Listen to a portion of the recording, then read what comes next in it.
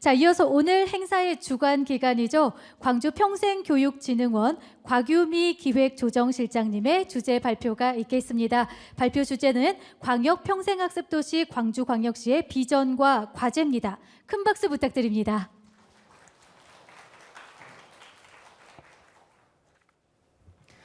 반갑습니다. 광주평생교육진흥원 기획조정실장 곽유미입니다.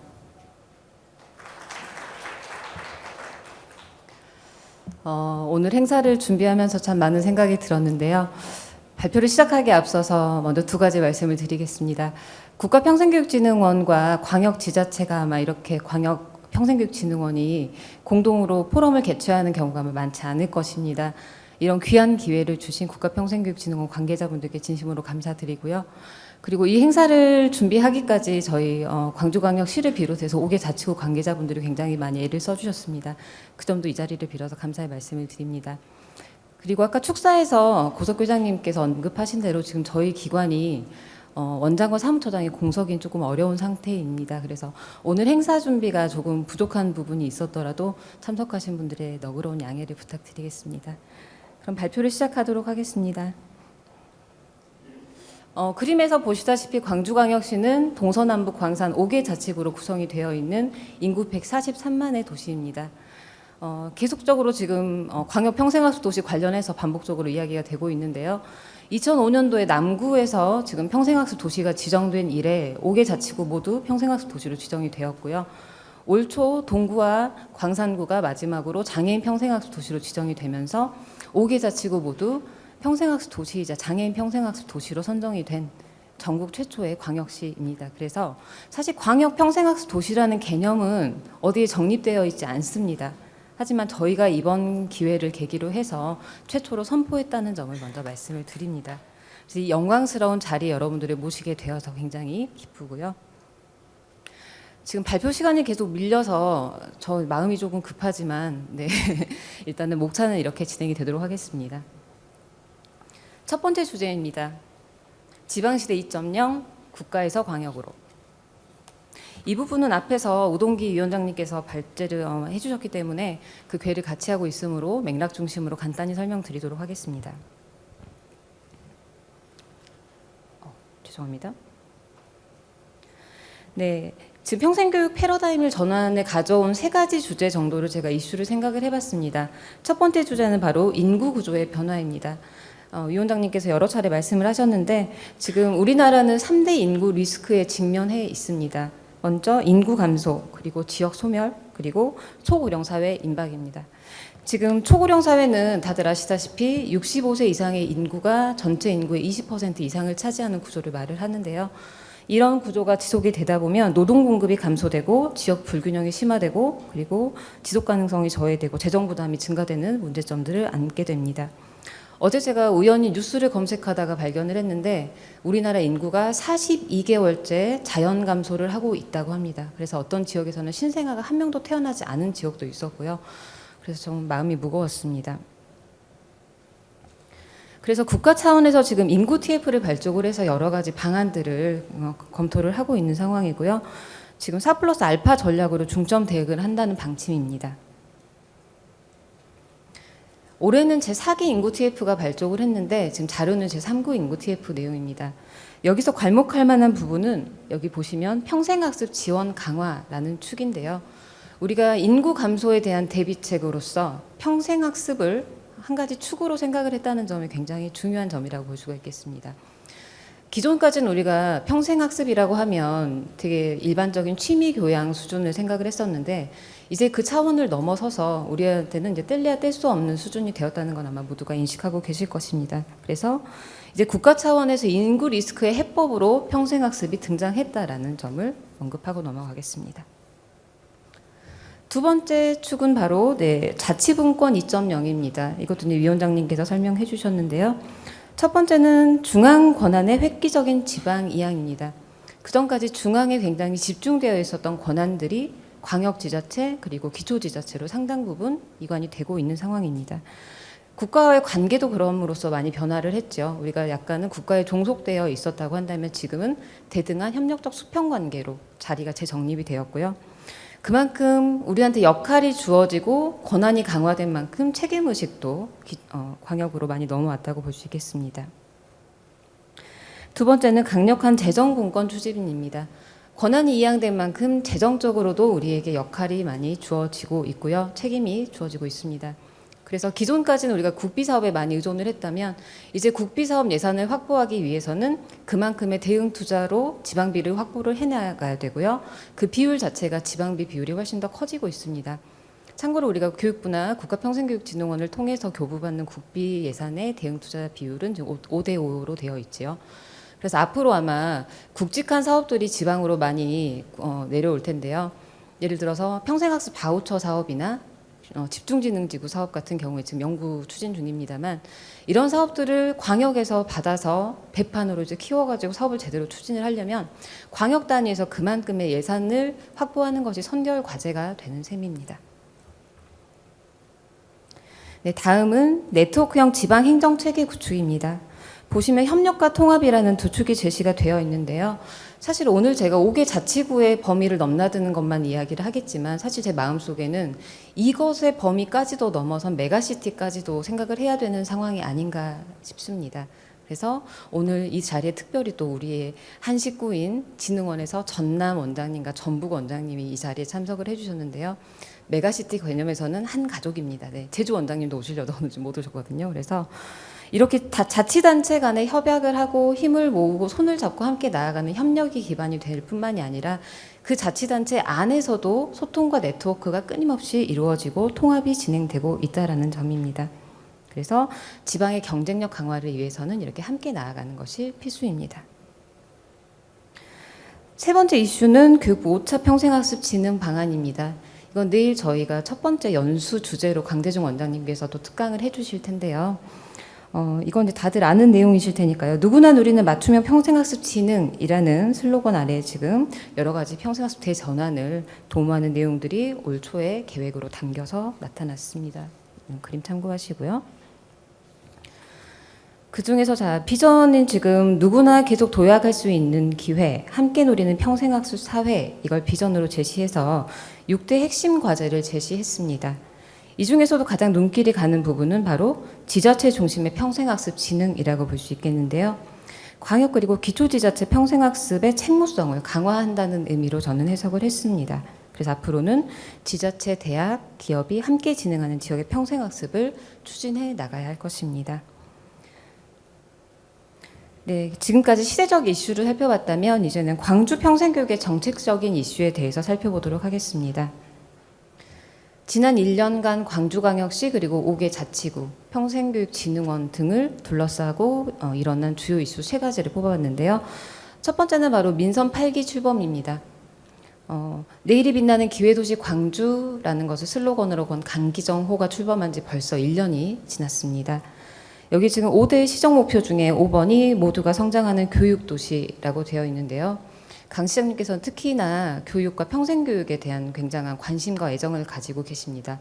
오늘 행사에도 꼭 참석을 하고 싶어 하셨어요. 중간에라도 오시겠다고 약속을 하셨었는데 지금 폭우 때문에 엊그제 광주가 시간당 200mm 폭우가 와서 지금 집안이 좀 약화된 상태라서 오늘 또 폭우가 내리면 그게 무너질 위험 때문에 긴급 비상대책위원회를 소집하셔서 참석이 어렵다고 거듭 여러분들께 사죄를 구하셨습니다. 그다음에 두 번째는 공공기관 조직 진단입니다. 구조혁신과 경영 효율성 제고를 위해서 조직 진단을 시행을 했고요.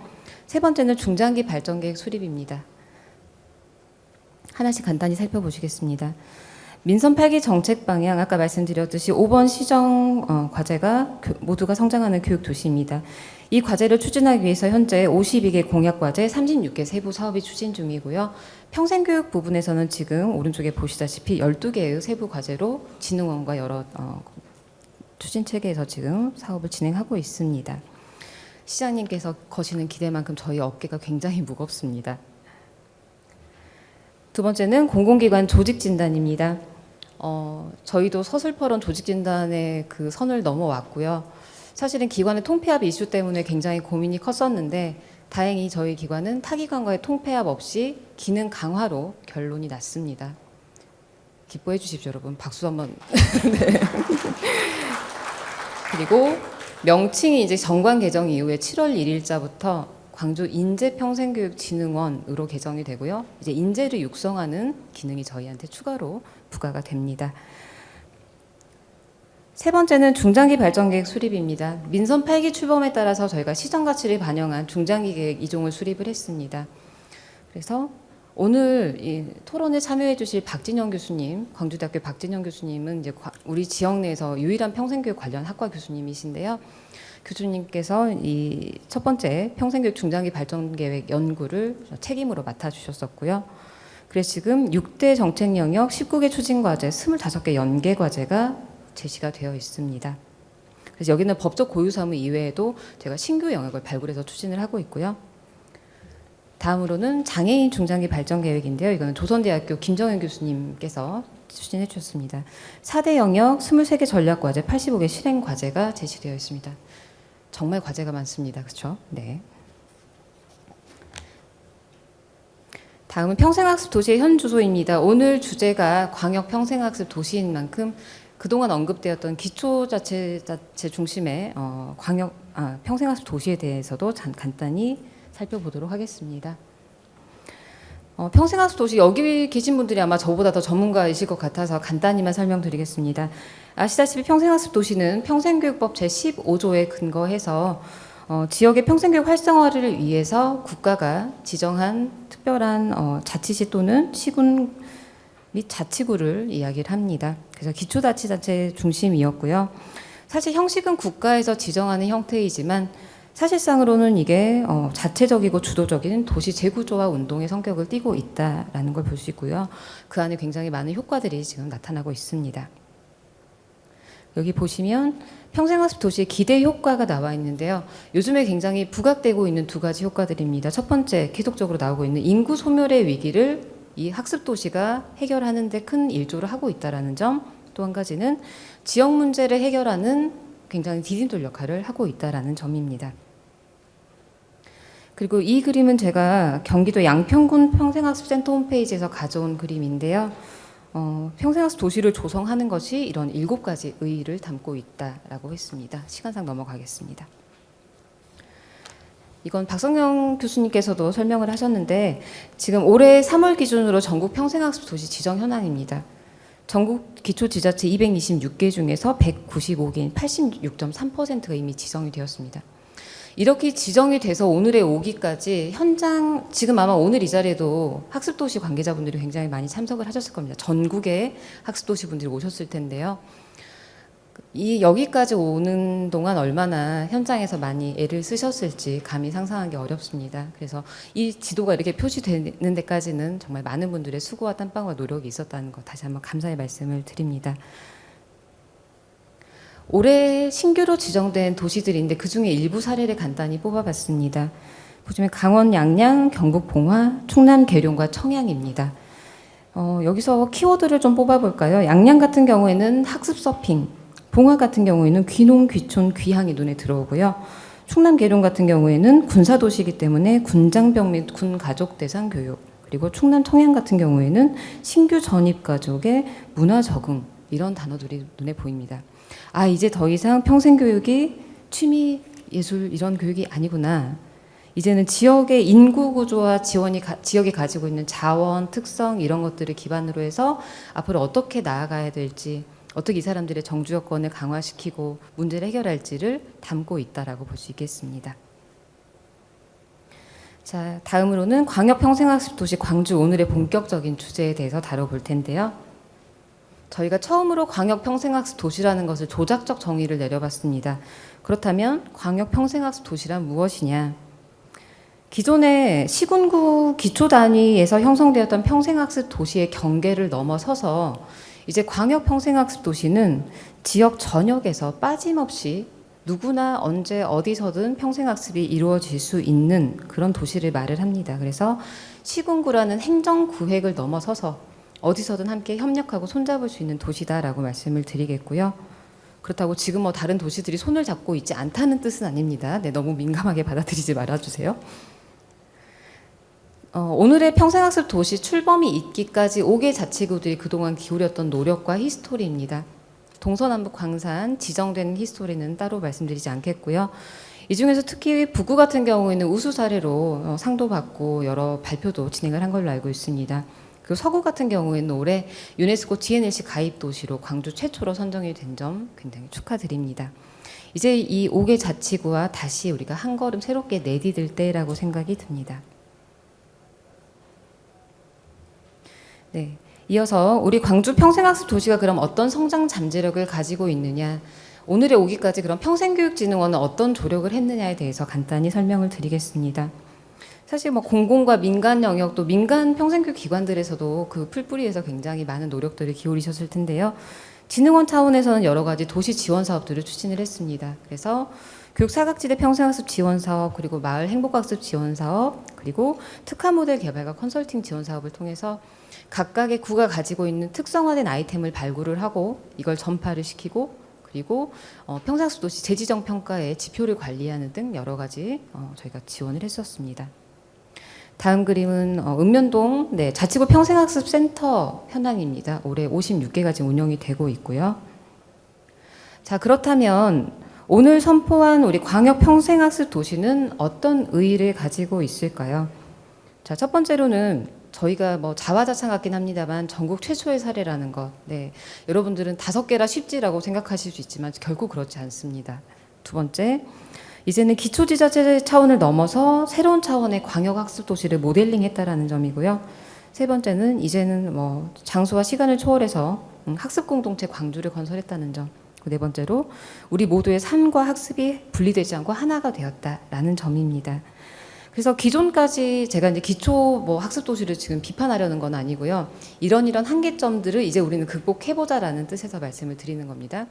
그 전까지 저희도 지원을 할 때 구 단위로 사업을 나눠서 진행을 했었고 분절적으로 사업 예산을 지원을 할 수밖에 없는 구조였습니다.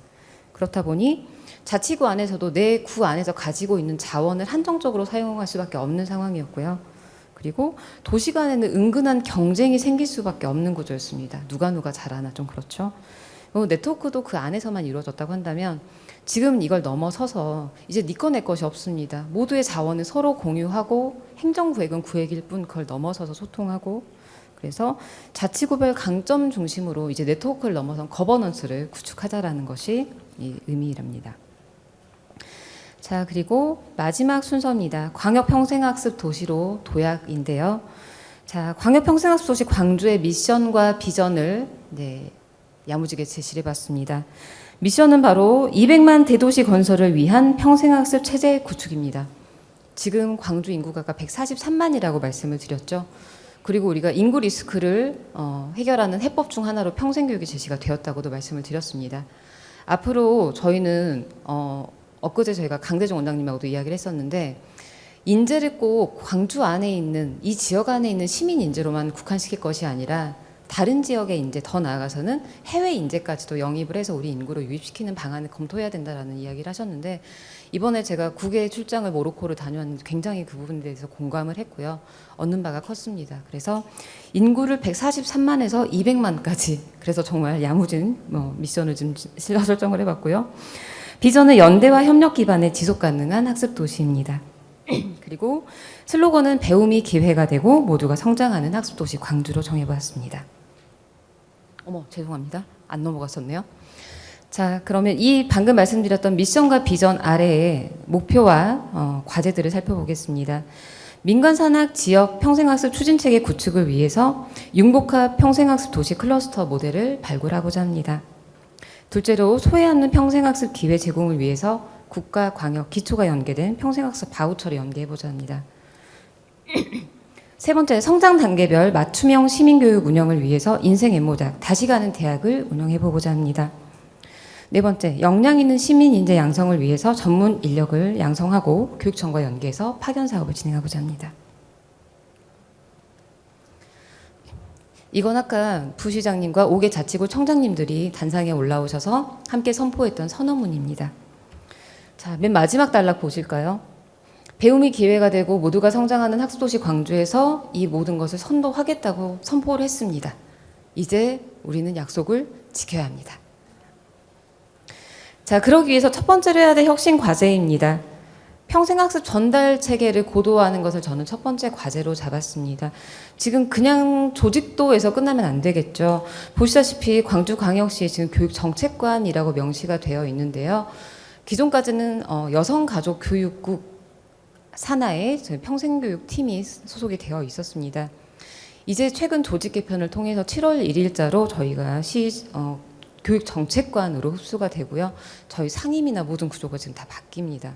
그래서 이게 진짜 실효성이 있으려면 단지 명칭 변경, 지금 저희 주무부서는 늘 사무실 이사를 하셔야 됨에도 불구하고 좀 과장님 앞에 앉아서 경청을 하고 계시거든요. 네. 근데 단지 이게 뭐 이렇게 옮기고 이름만 바꾸고 할 것이 아니고 정말 실효성이 있으려면 우리 평생교육팀의 위상을 강화를 시켜줘야 된다고 생각을 합니다. 우리 과장님 정말 열심히 하시기 때문에 우리 팀도 더 역량을 강화시키고 더 많은 공무원들을 배치해서 우리가 쉽게 더 사업을 추진하고 큰 사업도 물어올 수 있게끔 그런 구조가 좀 되었으면 좋겠고요. 그리고 전문성과 그런 것들도 좀 강화가 되었으면 좋겠다. 그래서 평생교육사 자격증이든 뭐 경험을 가진 분들이 공무원으로 배치가 되어서 좀 더 현장을 알고 사업을 했으면 좋겠다는 생각을 했습니다. 이 그림은 작년에 공주대학교 박상욱 교수님께서 추진하셨던 전국시도진흥원 미래운영모델 연구에서 발표한 것입니다.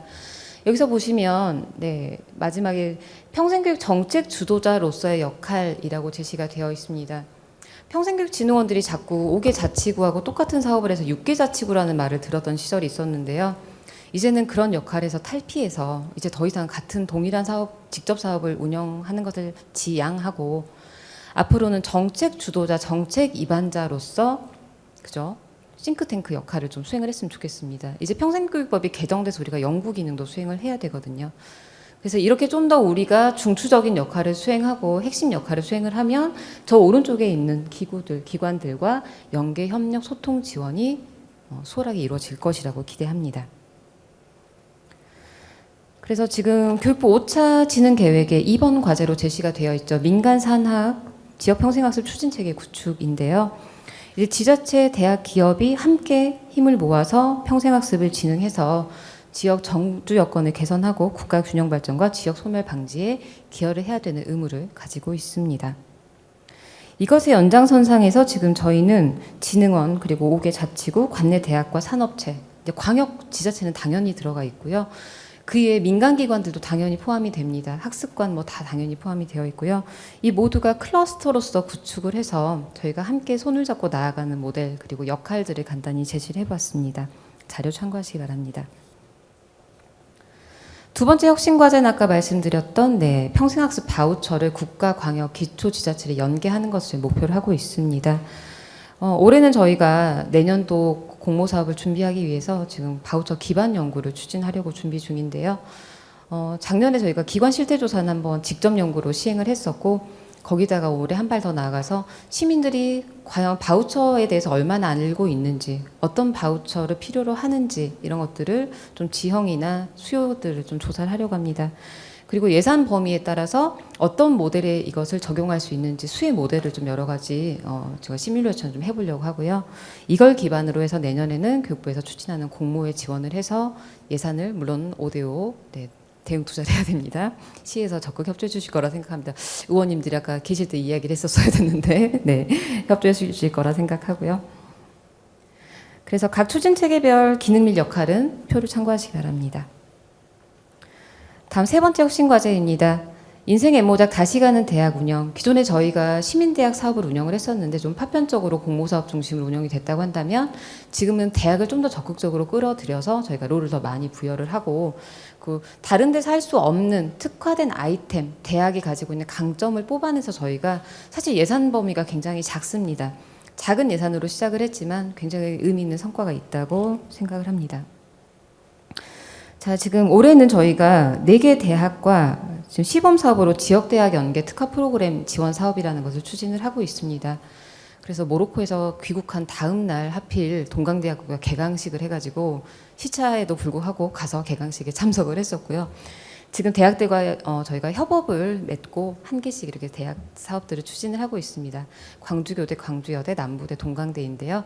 그 외에도 저희가 지금 당사자 연구를 통해서 또 남부대와 어디죠? 광주대학교. 네, 이렇게 지금 또 추가적인 사업들을 추진을 하고 있습니다. 그래서 아이템을 보시면 정말 저기는 저 학교가 잘 하겠다 싶은 아이템들이고 기존의 민간 평생교육에서는 조금 다루기 까다롭고 어려운 부분들이라고 생각하실 수 있습니다. 보건의료랄지 경제교육이랄지 또 다문화 굉장히 좀 까다롭죠. 그 안전교육이나 저희가 또 서비스 러닝 부분까지 확장을 시키려고 하는데요. 이런 부분들을 통해서 저희가 교육으로 끝나지 않고 이후에 일자리와 지역 소득 창출, 지역 경제 활성화의 선순환 고리까지 연결을 하려고 합니다.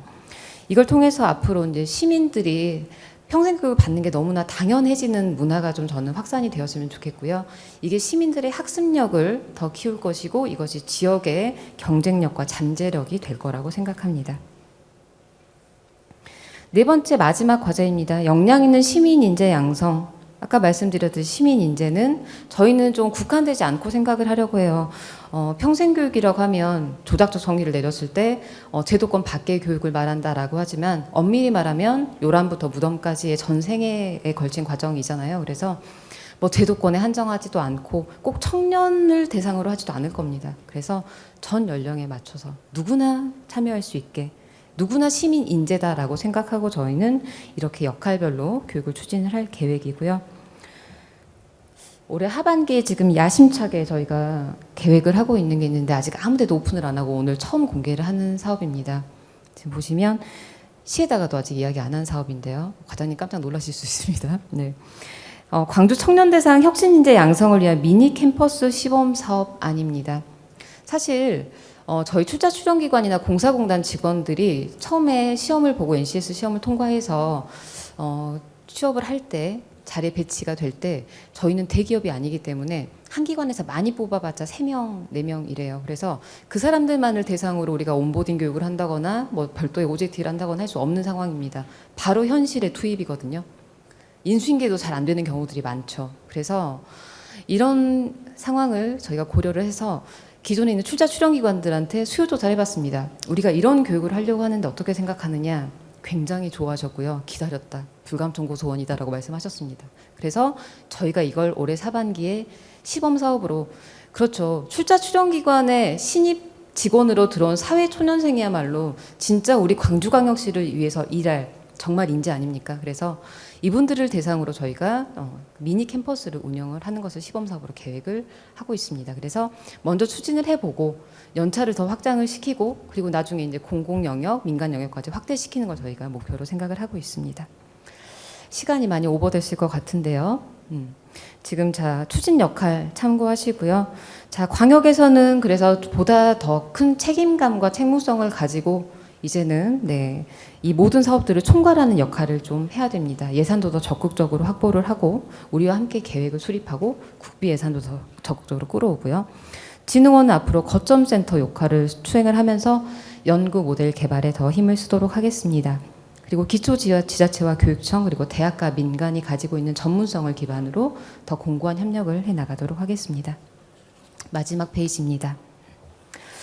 이 사진은 지금 보시면 광주에서 굉장히 역사적인 장소인데요. 전남방직 1심 방직 부지입니다. 방직 공장 부지를 이제 강기정 시장님께서 복합 쇼핑몰로 리모델링 하겠다는 포부를 밝히셨는데 남길 부분들 역사적인 스팟들은 좀 남기고 리모델링 하는 부분들은 하게 됩니다. 그래서 지금 국제 지명 설계 공모전에서 지금 어반 에이전시라는 데서 모두를 위한 도시라는 명칭을 제시해서 이 이름이 최종적으로 선정이 되었는데요. 여기서는 지속 가능한 도시 그리고 15분 도시를 표방을 하고 있습니다. 그래서 이 도시의 맥락에 이어서 저는 모두를 위한 평생학습 도시 광주라는 것을 마지막 멘트로 던지고 싶습니다. 그래서 이 도시는 행정구역의 구획을 뛰어넘어서 누구나 함께 소통을 하고요. 그리고 광주 시민들의 삶에 우리가 평생교육이라고 하면 라이프 롱만 생각을 하는데 최근에 제가 차갑부 교수님께서 쓰신 글을 읽었는데 라이프 롱 앤 라이프 와이드다라고 하셨습니다. 그래서 우리 광주 시민들의 삶에 폭과 깊이 둘 다를 책임지는 평생교육진흥원이 되겠습니다. 앞으로 여러분들의 많은 관심과 도움 부탁드립니다. 감사합니다.